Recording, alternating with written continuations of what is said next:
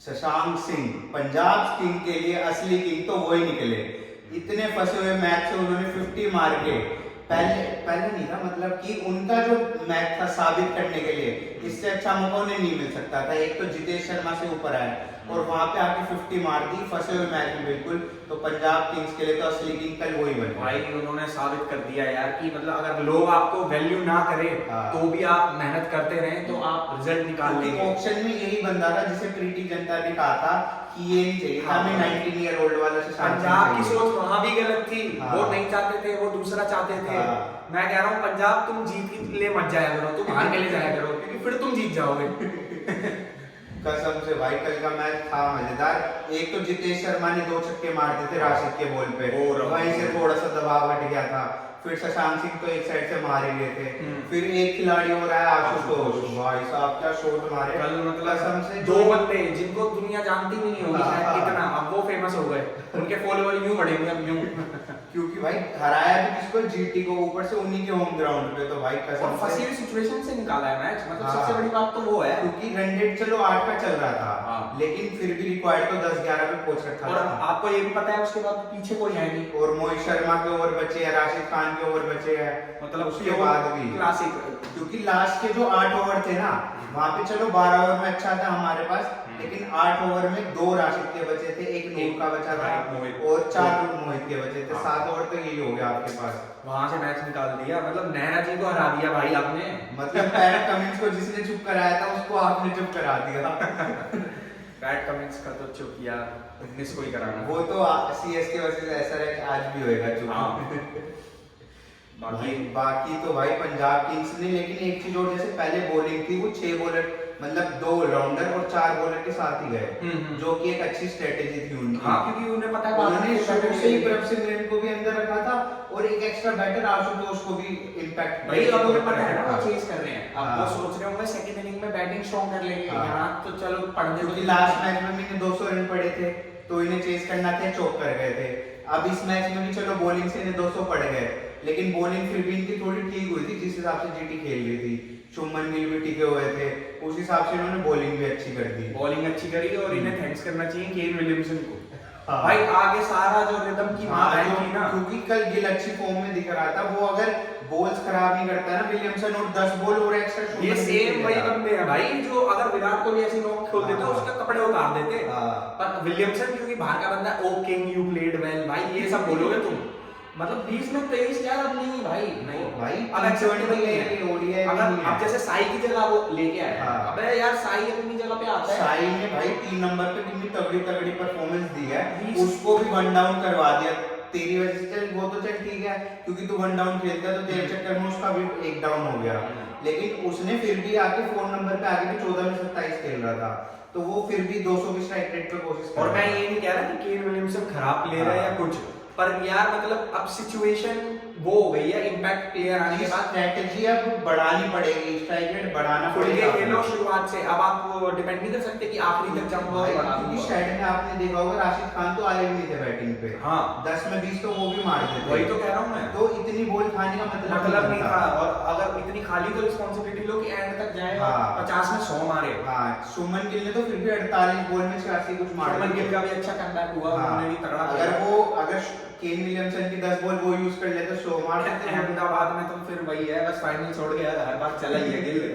वो तो फाइनल में सीएस के सामने आ जिस दिन चलना था उस दिन तो फिर वही बात है। नहीं फाइनल, आईपीएल फाइनल नहीं, 19 नवंबर। यस 19 नवंबर। आप हर वीडियो में याद दिला देते हो भाई। वो नहीं जाएगा, उसका टीस ही यहाँ है। बाकी और क्या नाम है, गुजरात के लिए दर्दनाक था ये, क्योंकि 200 डिफेंड नहीं कर पाए होम ग्राउंड पे, जो कि इजी डिफेंडेबल था उनके लिए। वो 160 भी डिफेंड कर लेते हैं, एसआरएच के खिलाफ भी कर लिया था और यहाँ पे नहीं कर पाए भाई। कल वही बात है, वाहेगुरु जो था ना वो था पंजाब के साथ। क्योंकि शशांक सिंह उनके जो मजबूती लेके आए थे। और मैं कल आपने बैटिंग ऑर्डर में भी देखा कि पहले प्रभ सिमरन आते हैं, उसके बाद सैम करन को भेज दिया फिर से ऊपर, फिर आपका राजा आ गया, फिर शशांक सिंह आ गया।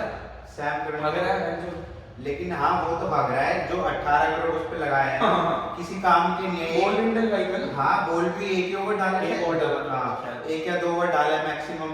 वही देखो पहले मैच में भी उससे 1 ओवर डलवाया था, दूसरे मैच में उन्होंने बैटिंग से कंट्रीब्यूशन दे दिया। लेकिन ये भैंचो ये थोड़ी ना सिस्टम है कि सिर्फ जो इंग्लैंड ऑस्ट्रेलिया के प्लेयर है परफॉर्म ही नहीं करके देते। वही बात जॉनी बेयरस्टो देख लो, एक मैच में चलता है 3 में नहीं मैं चलता। कह रहा हूँ ना, पंजाब की जब उम्मीद होती है तो वो कुछ करती नहीं है, जब नहीं होती तो वो सबसे खुश वही बंदा होता है जिससे दुनिया उम्मीद नहीं लगाती है। पंजाब वही टीम है। राजा का पहला मैच था कल, इसलिए वो थोड़ा सा चल अंडर वो था, परफॉर्मेंस नहीं दे पाया। नहीं तो भाई लिविंगस्टन और राजा, सैम करन की जगह राजा को खिलाओगे ना तगड़ी परफॉर्मेंस दिखती है भाई, नियत दिखती है यार, खेलते वक्त की नियत नहीं दिखती। अब जैसे ऑस्ट्रेलियन प्लेयर होगी भाई, आईपीएल में देखो तुम, अगर तुम अब क्या करूं मैच से हट के बोलूं तो जैसे मिचेल मार्श की अगर बात कर लो भाई, लगता है लो एफर्ट कुछ करना ही नहीं है, कुछ करना ही नहीं आता है, आगे आगे शॉट है, चले जी बॉल डाले, लेन मैक्सवेल भी आता है, यूं उठाता है, आउट हो जाता है। वही तो, और अगर वही उनको पीली जर्सी पहना दो तो ऑस्ट्रेलिया के लिए भाई शुरू की 2-4 बॉल टिक के खेलते हैं, यहाँ की मसल भी फट जाए ना, पूरी पूरी शरीर फट जाए तो भी मारेंगे भाई। ये गलत चीज है इन प्लेयर्स की।